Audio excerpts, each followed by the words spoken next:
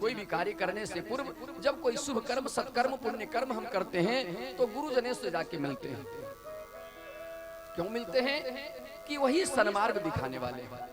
एक बड़ा प्रसिद्ध श्लोक है भैया, गुरुर ब्रह्मा गुरुर्विष्णु गुरुर्देव महेश्वरः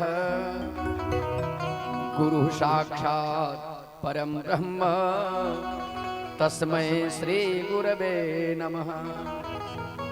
ये जो श्लोक है ना, अभी तो जितने भी कान फूकने वाले गुरु हैं वो समझते हैं गुरु हम ही हैं, हम ही ब्रह्मा हैं, हम ही विष्णु हैं, हम ही शंकर हैं। लेकिन ये श्लोक किस समय बोला गया? ये श्लोक गर्ग संहिता का है। भगवान कृष्ण की कथा आई है गर्ग संहिता में। एक गर्ग संहिता का ही श्लोक है, गुरुर ब्रह्मा गुरुर्विष्णु गुरुर्देव महेश्वरः गुरु साक्षात परम ब्रह्म तस्मै श्री गुरवे नमः। अर्थात हम विचार करें, कोई साधारण व्यक्ति क्या ब्रह्मा बन सकता है?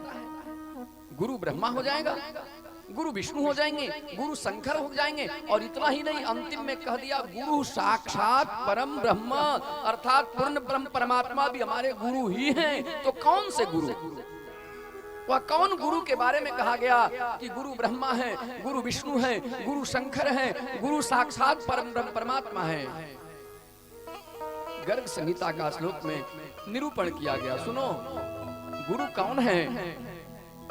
तो एक श्लोक है, अचतुर्वदनो ब्रह्मा द्विबाहुरपरो हरिः अभाललोचनो शंभु भगवान बादरायणः।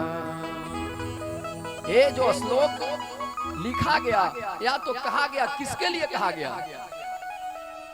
ये श्लोक भगवान व्यास के लिए कहा गया है।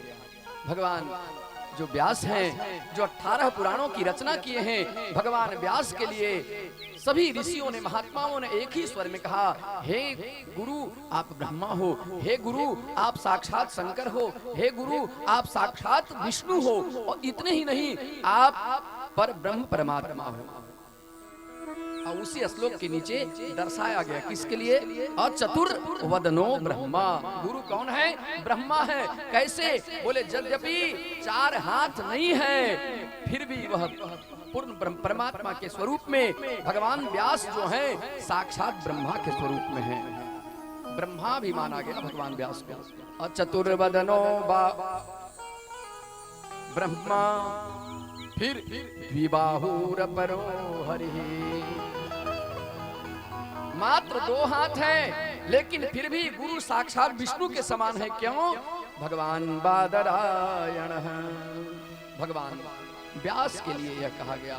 अभाल लोचनो शंभु, त्रिनेत्र नहीं है गुरुदेव को, फिर भी शंकर ही माना गया। क्यों? भगवान बादरायणः, भगवान व्यास के लिए यह श्लोक लिखा गया। हम लोग चिंतन करते हैं, विचार करते हैं, चलो भाई अब कितने संसार में हमें गुरु मिल जाते हैं। कभी विद्यालय करने जाते हैं, वहाँ भी एक गुरु मिल जाते हैं, कभी कान फूकने वाले भी गुरु मिल जाते हैं, कोई दीक्षा लेने वाले भी गुरु मिल जाते हैं। तो कितने संसार में गुरु हैं, लेकिन उन गुरुओं के लिए यह श्लोक नहीं लिखा गया। यह श्लोक केवल भगवान व्यास के लिए लिखा गया। भगवान बादरायणः।